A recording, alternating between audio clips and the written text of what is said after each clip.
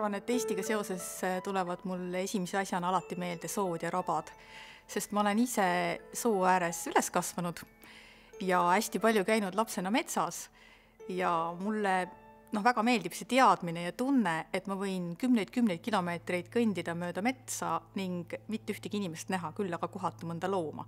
See on minu jaoks Eesti. Üks esimene reis Hiina, kui me lendasime 3 tundi üle Kobikõrbe ja kõik oli pruun ja 3 tundi järjest. Ja mul on ikkagi sellest ajast saadik kogu aeg see tunne, et lennuki pealt sa tunned Eestimaa ära, kui all hakkab paistma roheline lapike. Mul on üks mälupilt Jeruusalemmast. Oli kevad ja me olime tohutu põneva möllu ja keerise keskel ja kõik oli nii elus ja seikluslik ja esinemised ja kõik see linn oma põnevusega. Midagi oli puudu. Oli maikuu ja õhk ei lõhna. Just oli kool lõppend, jõudsime maale, Penujasse ja jooksime lauta esimese asjana, sest et meie töö oli terve suve hoolitseda loomadest. Meil oli kanade arvelduspäevik näiteks olemas, siis meil kõikide kanadel olid nimed, siis me toitsime neid kanu. Ja ma mäletan seda lõhna, et mulle meeldis see magus lauda lõhn, et iga kord nüüd, tegelikult ma ei ole väga palju nüüd laudas käinud lähiajal, aga ma arvan, et kui ma peaks sattuma kuhugile, siis ma tunnen läbi selle lõhna, mulle meenub, ma arvan, täpselt see hetk ja kogu see suvi.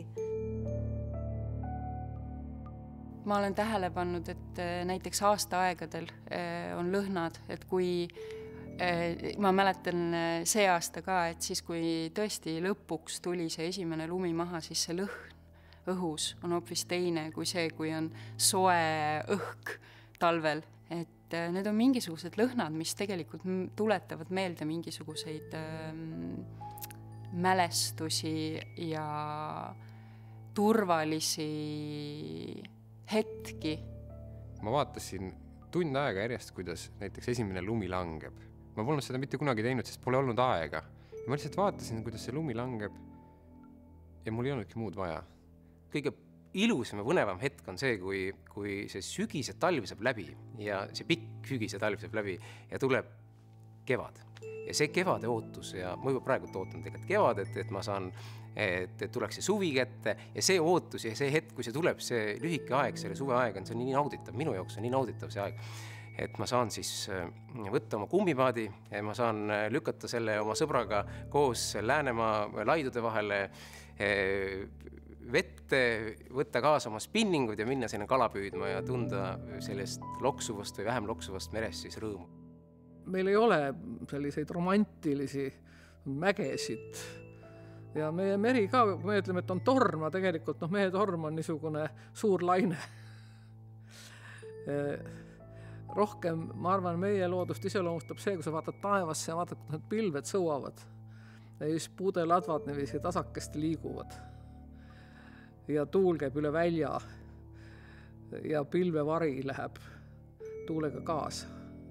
Need on niisugused vaiksed märkamatud asjad ja minu meelest ongi Eesti üks minu jaoks kõige väärtuslikum omadus. Miks mulle üldse Eestis meeldib, miks ma ei tahaks kuskil mujal olla, on see, et siin on võimalik, sul on aega ja võimalust asju märgata, mida sa pole muidu ei märka.